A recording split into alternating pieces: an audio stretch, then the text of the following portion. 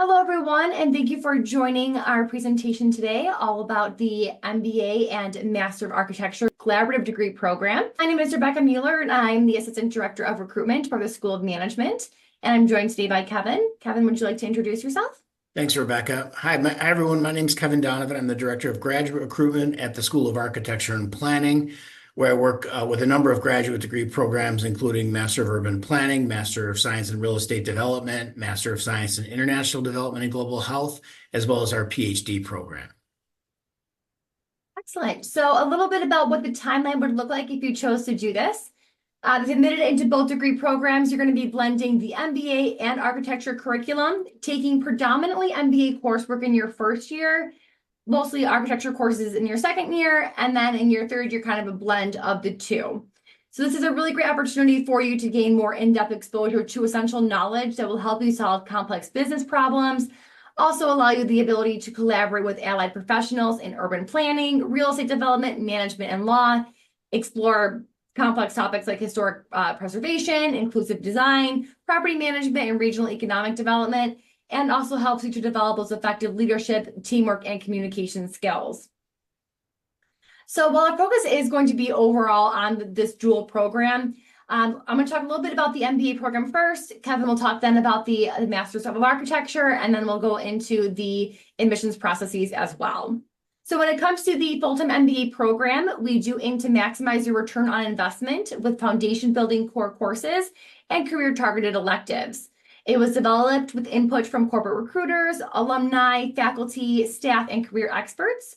And our MBA core curriculum really focuses on a breadth of management courses to provide you with the skills and knowledge in order to be successful in any industry, especially in a managerial role.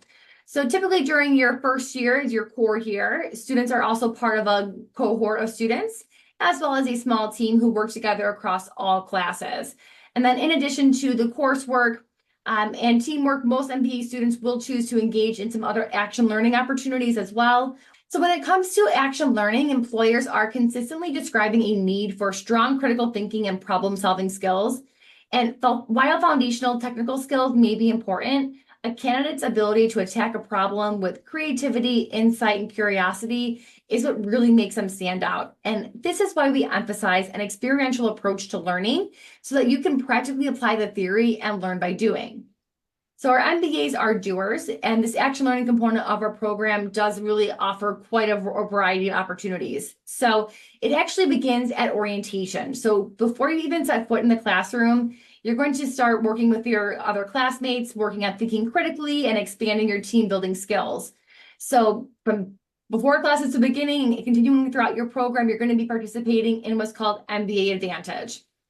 Then you have your corporate champions, which are representatives from organizations across the Western New York area who partner with teams of first semester UB MBA students to help strengthen the students' understanding of the world of business and their connection to it. Then there's the MBA Leader Corps, which is both a certification and micro-credential. So our award-winning MBA Leader Corps program is a selective personal and professional development journey that runs concurrently with your time in the program. So first you undergo a rigorous assessment to identify the competencies that you wish to strengthen and create a customized personal development plan. Then you work with our team of faculty, staff, external coaches, and alumni, engaging in a learning environment to focus on theory, practical application, and personal experiences that will prepare you for future leadership roles. There's also Projects Clinic, where you can amplify your skills while making a real impact. These students are paid student assistants, and you dive into hands-on real-world projects alongside our community partners through multiple short-term projects throughout the semester. So really offering you that dynamic experience working with a variety of organizations. There's also the CoLab, which is a campus-based entrepreneurship and innovation center that empowers students to realize solutions for the global and local challenges of our time. So it's part startup incubator and part idea sharing center.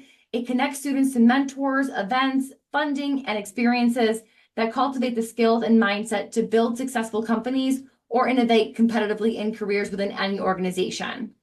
We also have global programs, which is an extension of action learning, which is a really great opportunity through faculty-led short-term global programs, just to help you to learn more about developing the global mindset you need to succeed in any industry. This program is great. It's a virtual program that you do as far as the actual credit bearing component of it. And then it's an optional travel to the program's destination if you wanted to do that as well. So just a couple of options that you have here. There's plenty more action learning opportunities, but these are just a few I'd like to highlight for our students. Now, when it comes to career preparation, we do offer a comprehensive career resource center that offers personalized coaching, industry connections, and tools to help you to navigate your career path from day one. So you can really benefit from our robust employer network, career fairs, and resume and interview workshops designed to help you land your dream job. So the Career Resource Center, or CRC, is engaged and committed to your success by providing an MBA action item checklist. So they're going to work with you to help you to develop your career strategy, personal brand, and hone the tools that you'll need for an effective job search and rewarding career. They also offer individualized coaching and career services to help you to define and achieve your goals. So we really encourage you to participate in their programming to make the most of your UB experience, learn about today's job market, and develop the competencies for winning interviews. You can also take advantage of BizLink, which is our online career management system brought to you by the Career Resource Center for the exclusive use of School of Management students. You'll also have access to virtual power chats, and power chats actually allow you to connect with alumni and business leaders, as well as ask your questions. So you can hear about their career path, current work, and receive career advice from experienced professionals. So with that being said, I'm going to pass it over to Kevin, who's going to talk to you all about the Master of Architecture. Thanks, Rebecca. So a little detailed dive into the Master of Architecture program. We have a couple of options, but the Master of Architecture here at UB obviously prepares students for the growing complexity of architecture practice. A couple of things just to highlight. The School of Architecture and Planning has some world-class facilities here on UB's South Campus, where we offer a number of different opportunities for students to do really immersive studio-based learning, focused on critical thinking, representation, integrated building practices, technological skills. We focus on leadership and practice, and we are accredited professional path to licensure through NAB, which really are some of our major components and strengths. The program itself that I want to dive into a little bit today is the 2-year Master of Architecture program. This is a program really focused for students that are coming from a credentialed or equivalent U.S.-based and or international-based institution where they must have 44 equivalent credits of basic architectural courses in history, structures, environmental systems, technology, media, with a minimum of 5 studios. Again, this is part of our NAB accreditation for architecture students. We have 2 specific tracks, primarily students that are coming from either out-of-state domestic in the US-based colleges and or international students would focus on a synthesis track. Internal UB students that are coming from our Bachelor of Science in Architecture would apply into the research track. One just quick point of note, we also are now offering a 3-year MArch, which is 90 credits. This has come down from 3.5 years, but all are tied to NAB accreditation as well as to professional licensure. And we also are STEM designated on the MArch side of things. It's pretty important for students that are looking to focus a little bit more into the business side of architecture to add on or figure a way to add on MBA courses, business related courses. Many of the students I speak to really find that the architectural practice is very skill based, but we also have students that really are gravitating towards more of the administrative skill sets that can be offered as a professional architect. So just a couple other things in terms of the wide range of skills that students in the architecture program here provide. Architectural roles, and there's many complex options within the architecture field, whether a student wants to become a manager or have strong administrative skills. We feel like coupling an MArch with an MBA really provides all of those focused areas. They can also dive into construction supervision, real estate development, multinational project management, and public sector consultation. So all of these really major skill sets and learning abilities focuses on the direct MArch MBA dual degree. So when it comes to the admissions process, the first piece you want to be aware of is that you do need to apply to both programs separately. So if you're admitted to both programs, you're going to be blending kind of those 2 programs together. but you need to make sure that you're meeting the individual admissions criteria for and be accepted to each degree program independently. So keep that in mind. So specifically for the MBA program, some important dates for you to keep in mind is that our program only offers a fall start. So our applications for fall 2025 are currently open. You can see that there are a bunch of critical dates that you see here. The ones I want to point out that are really the most relevant are going to be the priority deadline for scholarship consideration, which is January 15th. If you are an international student, the final deadline for you to apply would be no later than March 1st. Or if you're a U.S. citizen or applicant in the U.S. on a current F1 visa, you have until June 1st to apply. I really encourage folks to try and push their application to get done by January 15th to be considered for that priority deadline for scholarship consideration. In terms of the application process itself, you do need to complete and submit your online application. You do this right through our website. It will serve as your dashboard for all of your application pieces. It's going to have a to-do list for you so you can see what your checklist is that you need to do. You can upload your documents and ultimately be able to view your admissions decision. And our admissions committee does review applications holistically. Now, there is an application fee of $100 as well. We do not offer waivers of graduate application fees. There are very few categorical exceptions made by the university, and they have to provide sufficient documentation of those participations. So, for example, if you were an undergraduate student in EOP, HEOP, SEEK, if you were in CSTEP, MARC, PrEP, RISE, LSAT, McNair, if you apply through Project 1000, through AmeriCorps, if you're a U.S. military or veteran, or if you're an applicant who is a spouse of a U.S. or veteran, or of a U.S. veteran rather.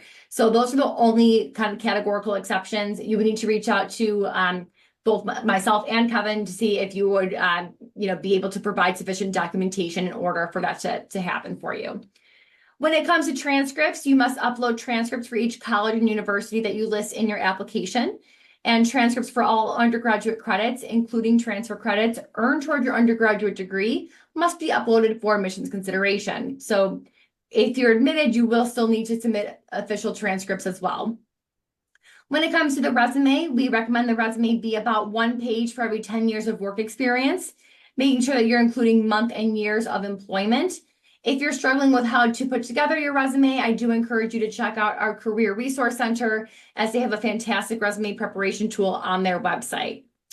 For the MBA program, we do require that you submit 2 personal statements. One of them is going to ask you to include your reasons for pursuing the MBA degree, as well as your career aspiration. And the other will be a topical response. You have 3 options, and you choose the prompt that you wish to respond to. When it comes to GMAT and GRE, we are test optional, but you are welcome to upload your scores with your application if you do choose to take one of those exams. A little bit about additional steps for international applicants. Really the best thing to do if you fall into this category is to reach out to us individually. We kind of walk you through what that process looks like. But for eligibility, you must have completed an academic program equivalent to a U.S. bachelor's degree prior to enrolling. When it comes to English language proficiency, if you are not a native speaker of English, you must take one of those exams. Official score reports must be sent directly to UB from the testing agencies, and we accept a variety of them. So if you're looking for more information on English language proficiency, let us know and we can provide you a link with more detailed information. When it comes to transcripts, a conversion to the US 4.0 scale will be completed on our end if needed. So you do not need to worry about WES or ECE evaluations. It's not a requirement, but again, you can upload them if you want to. And in many cases, we do accept 3-year degrees from India from accepted accredited institutions. International applicants must also upload a copy of their proof of degree or provisional certificate. And they also need to be prepared to fill out financial documentation just so that we're able to help you guys get your I-20s and eventual visa issuance. So while it's not required as part of the application process, we do highly encourage it so that there's not any delays with your I-20. And international students must also upload a copy of their passport photo page. Now, you may see some similarities in between what the requirements are for MBA and architecture, but it's important that you, again, fill out the applications for both separately. So Kevin, do you want to talk a little bit about what the architecture admissions process looks like? Sure, thanks. So Rebecca, basically a lot of Most of the admissions requirements that Rebecca mentioned are similar at the School of Architecture and Planning. Really, again, we're looking for a bachelor's degree equivalency. Undergrad transcripts would be required. 2 letters of recommendation. GRE is not required. CV resume is also a major component, as well as a personal statement that outlines your interest specifically in architecture. The one difference would be the portfolio. So as you're developing a graduate level portfolio for the Master of Architecture here at the University of Buffalo, I strongly suggest you look at our website, artplan.buffalo.edu, or consult with me directly, and I can walk you through it. There are some specific size variations as well as specific project elements that I would be able to help direct you with to shape your best portfolio. We also offer virtual design portfolio sessions in early fall leading up to January 15th, our deadline for early admission. I encourage you to attend those with myself and our faculty members to walk you through the best way to put forward a strong portfolio. For the 3-year program, it's a little bit different in terms of this requirement, where it's more of a creative brief of work, meaning sketches, design drawings, photography, poetry, because you're not necessarily coming from a bachelor level architecture program. So that's really the only major difference there in terms of general admissions requirements for the Master of Architecture. Again, the same specs in terms of international applications. Really, I would work hand in hand with each of our applicants to make sure you have met all of these requirements that are listed here in the bullets below. Excellent. Now, when it comes to tuition and fees, we really want to let you know that there's really no better value than UB. We're a New York State's flagship university, as well as a public university. So our tuition is really only a fraction of the cost of attending a private college or university of comparable quality and opportunity. So to give you some more examples of this, we are ranked at number 25 most affordable university in the US. Just the cost of living in Western New York is low. There are graduate assistantship opportunities that you are welcome to apply for if admitted. And as we talked about earlier, the career support. You've got career support before you even set foot on campus, all the way through graduation and beyond. So looking a little bit more specifically at what year 1 MBA tuition and fees look like for you, all tuition and fees are subject to change at the discretion of the university. This tuition information was published in July 2024 and does reflect the approved rates for the fall 2024 semester.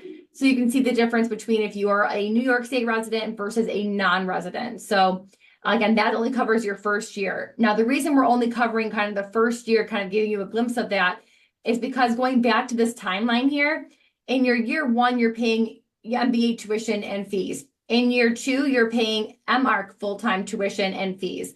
In your 3rd year, it's really going to depend on whichever department you're taking more credits from, and that's something that's established through the student accounts office. So we don't have those specific numbers, but we can at least kind of give you an idea as to what that first year or so will cost you. In terms of MBA funding, in order to enhance our already competitive tuition, we do award merit-based scholarships, kind of going back to that priority deadline I was talking about earlier. So we do award scholarships and fellowships for outstanding, highly motivated students. All awards are merit-based and can be funded for full or partial tuition. All applicants are considered for scholarships that fall under the School of Management umbrella during the admissions process. And there's no additional application for scholarship consideration. Now, incoming and current MBAs may seek out graduate student teaching and research assistantships. Each one is offered during every semester in a competitive process to a select number of qualified full-time students. And these students will assist with school or university administration or teach or undertake research with faculty members. And although responsibilities vary by assignment, assistants generally work 20 hours per week. These students also receive a stipend plus a tuition scholarship. And if accepted, you would gain access to our online portals that allow you to explore and apply for assistantships campus-wide. So assistantships are not awarded through the admissions process. For more information on kind of funding your degree, I do recommend that you scan the QR code here to get connected with other UB Connected sources that can help you to help fund the education piece. From the architecture department, we do offer very, very competitive international as well as domestic-based scholarships departmentally. So would circle January 15th on your calendar to try to be able to have your best foot forward to be considered for early decision, as well as our offer does include our scholarship funding, part of the scholarship offer. Also, decisions are made, again, very heavily based on evaluation of our student application materials. So the portfolio, the critical materials that we've asked for in the slides really are a big part and big component. TA positions are available. Call outs go out in early May for graduate assistant positions within the Department of Architecture. I do encourage students, if you do not receive a TA offer, though, you can apply for one in subsequent semesters. So we also have the ability for students within the School of Architecture to apply for research positions in many of our centers, whether it be urban studies, our food systems lab, Center for Global Health Equity, and our ID Inclusive Design Center related to our research options. So there are a lot of specific extra funding opportunities available within the School of Architecture and Planning. So as we kind of wrap up our presentation, we do encourage you to reach out and talk to current ambassadors, schedule a meeting with Kevin. It's really important just to kind of get that student experience and hear from them as well. So just in conclusion, please feel free to reach out to Kevin or myself with any specific questions regarding either of our programs or the combined degree, and we will be more than happy to help you out with that. So thank you so much for attending our session today, and we look forward to future conversations. Thank you so much and have a great rest of your day.